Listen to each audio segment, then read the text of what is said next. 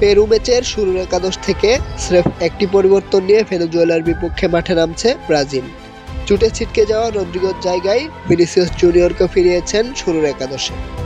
বিশ্বকাপ বাছাইয়ের ম্যাচে বাংলাদেশ সময় শুক্রবার ভোর রাত ৩টায় ভেনেজুয়েলার মুখোমুখি হবে ব্রাজিল। এই ম্যাচের জন্য আগের দিন একাদশ ঘোষণা করেছেন দলটির কোচ দরিফাল জুনিয়র। ঘাড়ের সমস্যার কারণে গত মাসের বিশ্বকাপ বাছাইয়ের দুটি ম্যাচ খেলতে পারেননি ভিনিসিয়াস। রিয়াল মাদ্রিদ তারকাকে এবার দলে ফিরিয়েছেন ব্রাজিল। অনুমিতভাবেই তাকে নিয়ে শুরুর একাদশ সাজিয়েছেন দরিফাল। রিয়ালের হয়ে খেলার সময় বাঁ পায়ের পেশিতে চোট পেয়েছেন রদ্রিগো। এতে জাতীয় দল থেকে ছিটকে গেছেন তিনি। তার বদলি হিসেবে গাব্রিয়েল মার্তিনেল্লিকে দলে ডেকেছে ব্রাজিল।